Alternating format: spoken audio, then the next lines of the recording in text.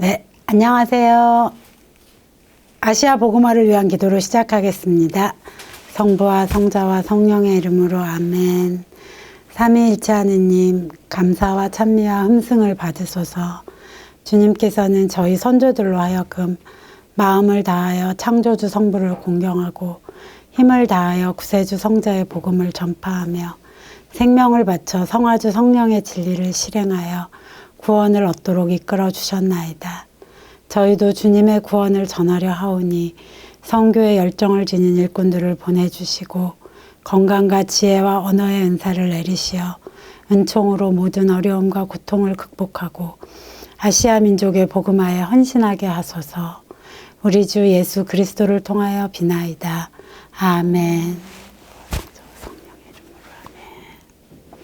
자, 지난 시간에 이어서 메이지 정부 들어선 이후의 상황에 대해서 마저 진행하겠습니다. 지난 시간에 말씀드렸던 것처럼 메이지 정부 들어서고 요방 구지례를 마저 이제 해결을 합니다. 그러니까 대책을 세우는 거죠. 말씀드렸던 것처럼 4천여 명 정도가 유영을 했었고, 그래서 그러니까 기항을 갔던 사람들이 4,000명 정도라는 거죠. 그래서 기항해갖고 돌아올 수 있었던 사람들은 이 중에 2,900여 명 정도밖에 안 되고요. 죽은 사람이, 그러니까 사망한 사람이 600명이 넘습니다. 613명 정도가 했고요. 도망간 분들도 계시고, 그분들 중에 개심자, 그러니까 즉 개종한 분들은 11명 정도밖에 안 돼요. 그러니까 굉장히 그 엄혹한 상황에서도 신앙을 굉장히 굳건하게 유지했었다라고 하는 걸 알 수가 있겠죠. 그리고 기항한 그곳에서 태어난 아이들도 163명 정도나 있었다라 그래요. 그래서 저는 근데 사실 이런 그 엄혹한 곳에서 아가가 태어났다라고 생각하면 그거 자체가 굉장히 신비롭고 신기하기도 하지만 그 엄마한테 상상력이 미치곤 합니다. 그 태어난 아기를 그 어려운 상황에서 어떻게 키우셨을까 뭐 이런 생각들도 들고는 해요. 근데 어쨌든 이렇게 해서 앞에서 말씀드렸던 것처럼 그 신기관제라고 하는 거를, 그러니까 정교를 일치화한 국가를 만들려고 하니까 이게 이제 제가 지난 시간에 말씀드렸던 것처럼 메이지 정부, 그러니까 일본 정부는 서구 열강을 굉장히 강하게 의식하거든요. 뭐든지. 그래서 굉장히 강하게 의식하는데 이게 그 세계인들의 그 기준으로 봤을 때 되게 웃긴 거거든요. 근대 국가의 특징이 정교 분리예요. 정치와 종교는 분리되는 게 기본이거든요. 그래서 국가가 종교를 함부로 이용하거나 또는 그 국가가 종교 행사에 참여한다라든가 하는 것 자체는 굉장히 후진적인 모습이기 때문에 신경을 씁니다. 신경을 쓰면서 신기관제를 좀 포기하기는 해요. 그러니까 이 강도를 낮추는 거죠. 근데 강도를 낮추지만 그렇다라고 해서 기본적인 그 틀에는 변함이 없으니까 여기에다가 이제 불교 세력도 동원을 해갖고 불교도 자신들이 그 신불 판현령에 의해서 불교도들이 굉장히 탄압을 받았잖아요. 그러니까 이게 무섭거든. 그 탄압을 받으니까 하부화되면서, 그러니까 즉 신사에 하부화되면서 살아남으려고 하는 움직임을 보입니다. 그리고 그래도 이제 선교사대도도 폐지하고 뭐 이런 걸 하지만 불교도 이런 국채론을 적극적으로 수용을 해요. 근데 수용을 하고 또 하나는 또 어떤 움직임을 보이냐면 메이지 정부가 교회에 스파이를 심습니다. 그러니까 교회 조직이라고 하는 곳이면 다 스파이를 심어요. 그러니까 굉장히 그때 당시에 일본인들이 그리스도교를 어떻게 바라봤는가라고 하는 걸 알 수가 있겠죠. 그래서 그 움직임을 다 동태를 알려주고 뭐 이런 형태로 나타난다는 거죠. 그런데 이게 말씀드린 것처럼 역시나 서구 열강은 의식했다라고 얘기를 했잖아요. 그리고 우리가 또 하나 지난 시간에 앞선 시간에 유럽 파견 소년 사절단 이야기 했었잖아요. 그쵸? 유럽 파견 소년 사절단이다라고 하는 전사가 이 시기에 이와쿠라 사절단이라고 하는 사절단을 가능하게 했다라고 하는 이야기를 했어요. 근데 이때 이와쿠라 사절단을 파견을 하거든요. 1872년에 파견을 하는데 이 사람들이 유럽 각국을 돌거든요. 미국도 가고. 그래서 미국 대통령을 만나요. 근데 미국 대통령이 만나면서 뭐라고 이야기를 하느냐면 사람들의 신심과 양심을 속박하지 않으며 법을 간대히 처리하여 국민은 물론 이 땅에 거주하는 외국인일지라도 일체 제한을 두는 일이 있어서는 안 된다 이런 말을 하거든요. 그러니까 이 사절단으로 간 사람들이 서구의 그런 저기들을 만나면 일본 땅에서 일어나고 있는 일에 대한 우려를 표명을 하는 거죠. 그러니까 이 종교의 자유를 침해하고 있다라고 하는 걸 이야기를 하니까 이게 계속되면 좀 곤란하겠구나라고 하는 반응을 보이면서 이제 뭐 고사츠도 철거하고 뭐 이런저런 일을 한다라는 거죠. 그런데 이걸 철거를 했다라고 해서, 그러니까 그리스도교를 그만다라고 하는 게시판을 철거했다라고 해서 진짜로 안 하겠다 이건 아니고 뭐라고 얘기하느냐면 이미 일본 사람들은 다 알고 있다라는 거죠. 하면 안 된다라는 걸 알고 있기 때문에 그냥 철거해도 괜찮다라고 하면서 철거해요. 그러니까 그리스도교에 대한 탄압을 그만두지는 않겠다라고 하는 걸 암암리에 드러내는 거죠. 근데 공식적으로 이걸 하고 있는 한은 서구 열강의 눈이 걱정되니까 이렇게 처리를 했다라는 거고요.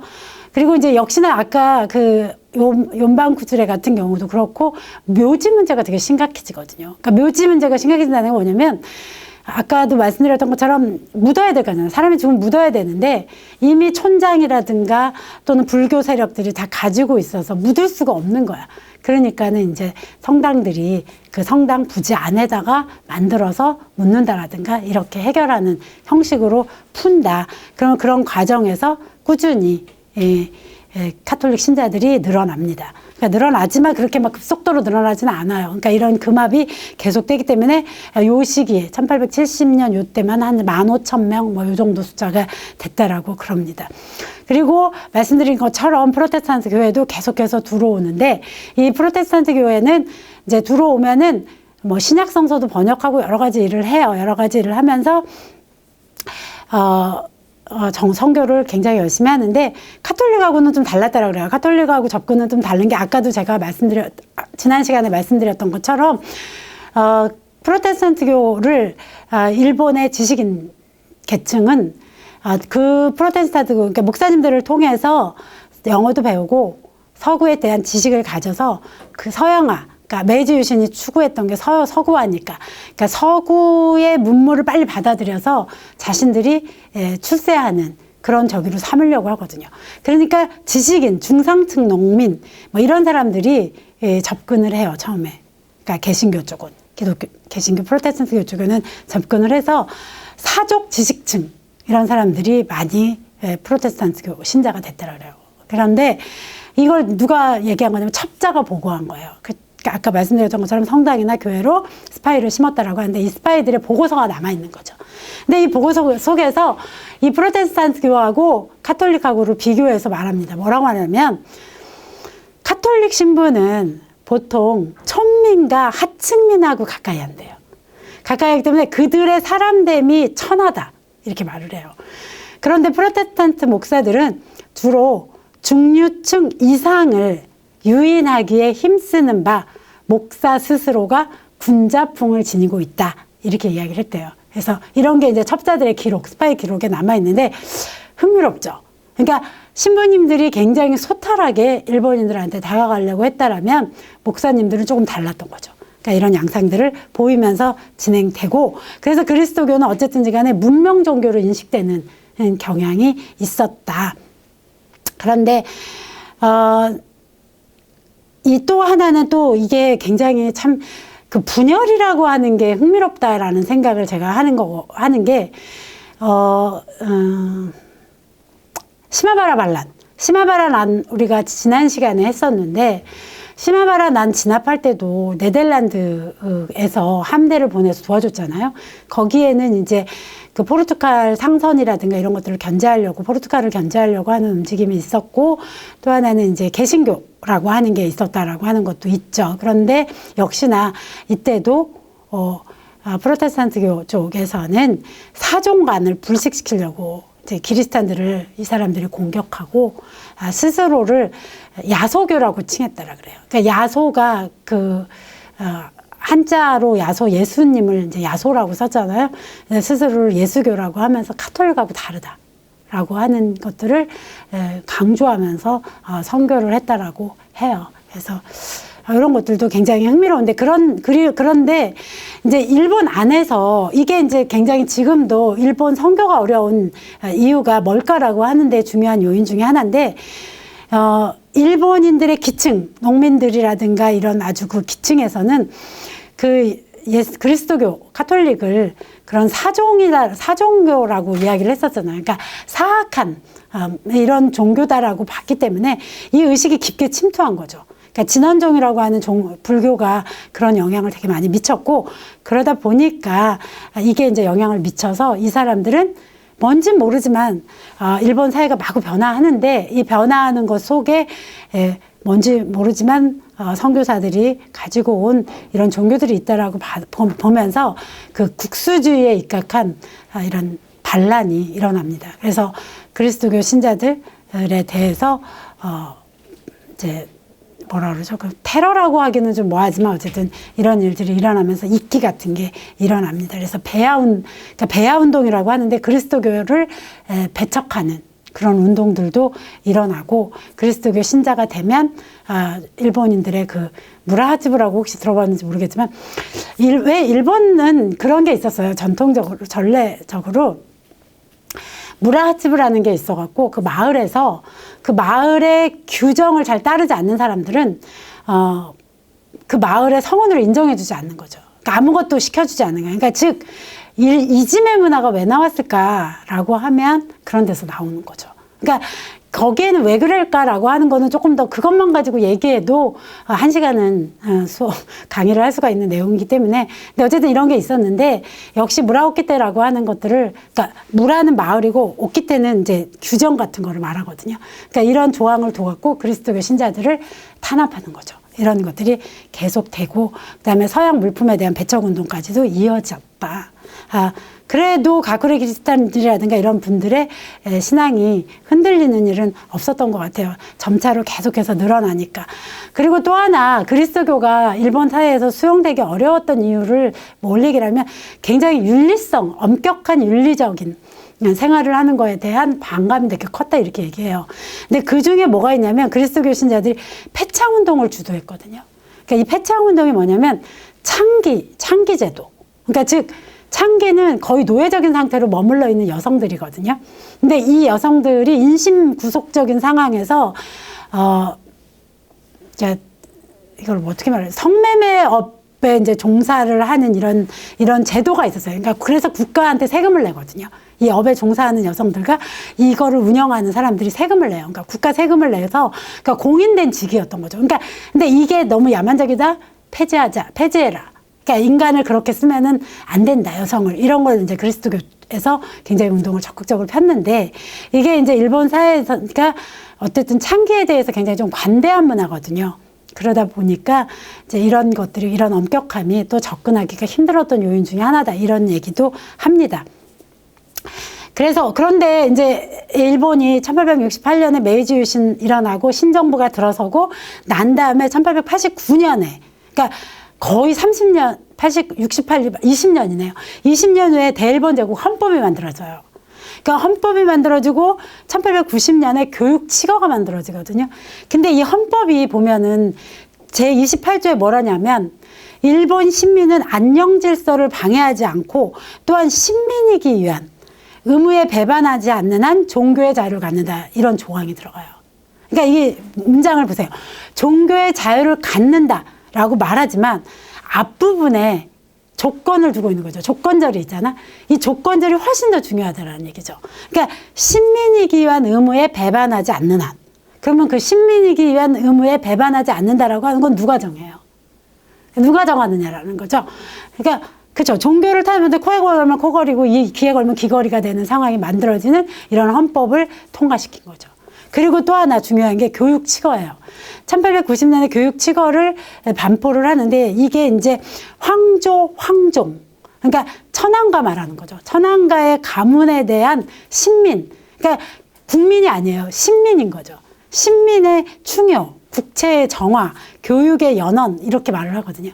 그러니까 교육을 그렇게 해야 된다라는 얘기예요. 그러니까 이 개인은 타고나면서부터 하나님의 자녀로 누구나 그런 인권을 가지고 있고 또 누구나 태어나면서 바로 평등하다가 아니라 황종이기 때문에, 그러니까 천황의 황종에 대한 신민으로서의 의무를 다할 때만이 보장받는 거죠.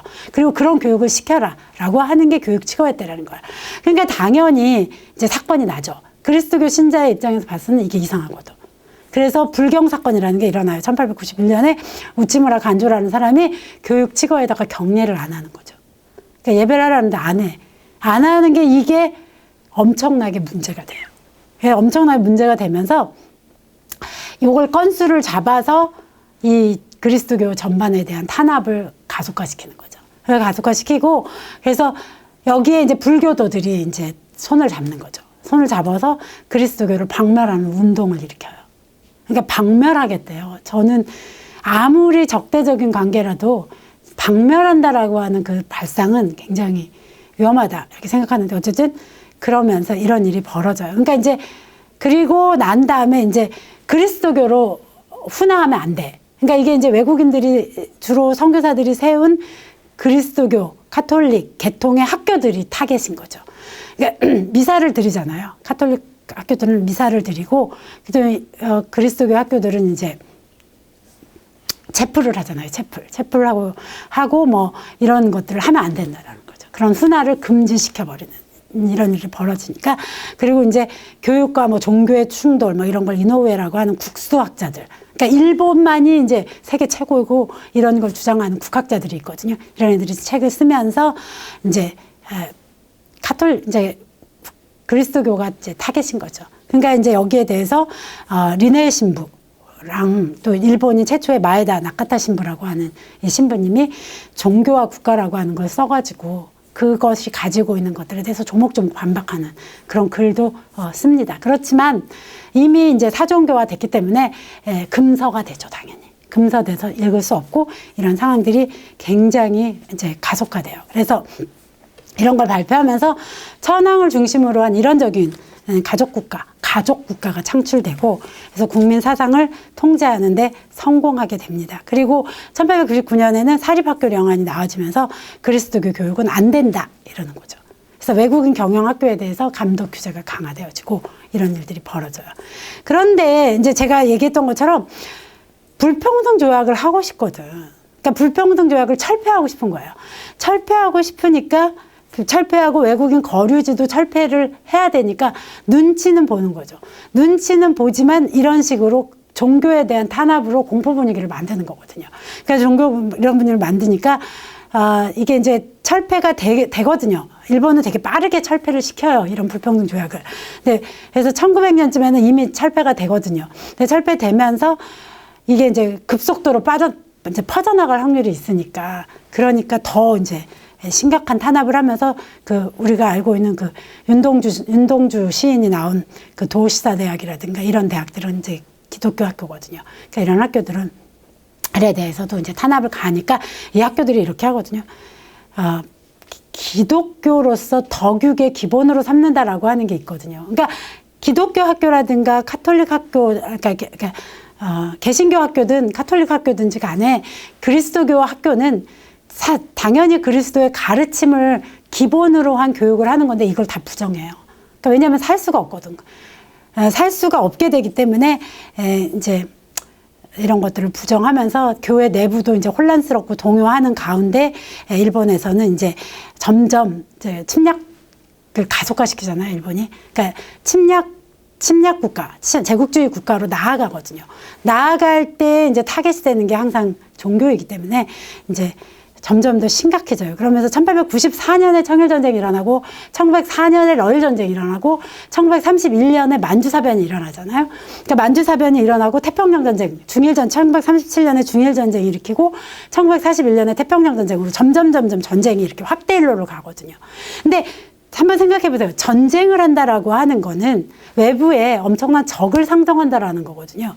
근데 외부에 적을 상정하게 되면 내부에 있는 사람들은 까딱 잘못해갖고 내가 적을 이롭게 한다라고 하는 비판을 받으면 엄청나게 무서워지는 상황인 거예요. 엄청나게 무서워지는데, 더군다나 이제 태평양 전쟁까지 가게 되면 외국을 이롭게 하는 이러한 주장을 편다라고 해서 되게 더 말을 못하는 거죠. 더 말을 못하고 조심하고 이런 분위기가 만들어져요. 그러니까 되게 어려운 상황이 되고요. 그래서 1894년에 청일전쟁을 계기로 해서 의전론이 확산돼요. 그러니까 이게 뭐냐면 일본 제국주의가 벌이는 전쟁이 되게 의로운 전쟁이다라는 얘기예요. 그러니까 이 의로운 전쟁이기 때문에 여기서는 승리해야 된다. 근데 청일전쟁이 의로운 전쟁이다라고 말하는 건 왜 그러냐면 청나라 같은 야만적인 나라를 자기네들이 문명개화시킨다 이렇게 말하거든요. 그러니까 이런 의로운 전쟁을 위해서는 승리해야 될 거 아니에요. 그래서 그러면 교회들도 역시 승리를 기원하는 미사를 집전하는 거죠. 그래서 가톨릭 교회도 전승을 기원하는 미사를 드리고 전쟁을 옹호하는 이런 것들을 표명을 합니다. 그리고 1904년에 러일 전쟁이 일어났을 때는 그리스도교도 그러니까 개신교 쪽이죠. 굉장히 적극적으로 전쟁에 협력을 해요. 그리고 이때 교황 비오 10세가 뭘 걱정을 하냐면 러일 전쟁은 만주 지역 일대거든요. 만주 몽골 지역을 놓고 패권을 다툰 곳인데 이쪽 지역에 카톨릭 신자들이 있잖아요. 근데 이 카톨릭 신자들을 보호해야 한다라고 하는 거를 그러니까 굉장히 비오 10세의 걱정거리였나 봐요. 그래서 이제 보호를 요청을 합니다. 그러니까 일본한테. 그리고 이 전쟁 과정에서도 이들을 보호해달라라고 하면서 1905년에는 이제 특사도 보내요. 교황 특사도 보내고 그래서 승전 축하도 해주고 이런 일들이 계속됩니다. 그리고 이 만몽 지역에 있는 카톨릭 신도들을 보호해 준 거에 대해서 감사도 표하고 이런 거죠. 근데 이게 되게 복잡한 문제예요. 그러니까 복잡한 문제다라고 저는 생각하는데 사실은 어떤 의미에서 국가 간의 전쟁이었잖아요. 그런데 이 국가를 뛰어넘어서 카톨릭은 보편 교회로서 존재하는 거잖아요. 그렇기 때문에 굉장히 어려웠을 거다 이런 생각을 저는 또 한편에서는 하거든요.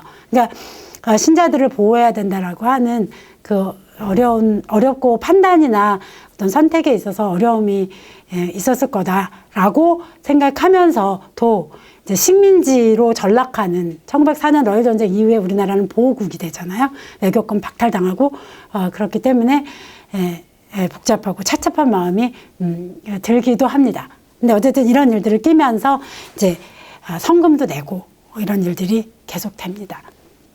그리고 일본 기독교회도 마찬가지예요. 그래서 이제 뭐라고 일본 그 개신교 쪽에서도 내냐면 종교 조항을 만들어요. 종교 조항에서 우리들은 성서의 가르침에 따라 모든 현존하는 권리는 하나님이 주신 것임을 굳게 믿고 그다음에 대일본 제국에 군림하고 계시는 만세 일개의 천황을 받들어 모시고 국헌을 존중하며 국법을 준수한다라고 하는 이런 조항들을 만드는 거죠.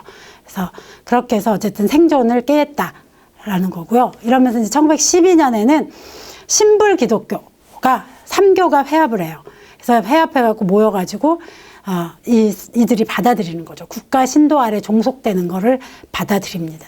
그리고 이런 아주 어려운 상황이고 그러면서 이제 우리 카톨릭하고 직접적으로 관계 속에서는 이제 1908년에 예수의 선교사가 이제 정말 오랜만에 일본으로 복귀를 하죠. 그래서 일본으로 옵니다. 예수의 선교사가. 그래서 카톨릭 대학을 설립하죠. 그러면서 선교를 재개하고 1913년에 조치대학교를 설립하거든요. 그래서 이 조치대학 같은 경우가 굉장히 여러 가지 문제를 안게 되죠.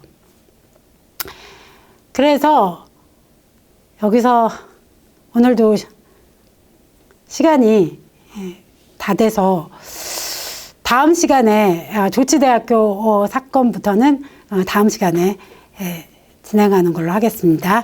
그래서 오늘은 영광송으로 마치겠습니다. 성부와 성자와 성령의 이름으로 아멘. 영광이 성부와 성자와 성령께 처음과 같이 이제와 항상 영원히 아멘. 일본 교회의 성인들이여 일본 교회와 복음화를 위하여 빌어주소서. 아멘. 성부와 성자와 성령의 이름으로 아멘.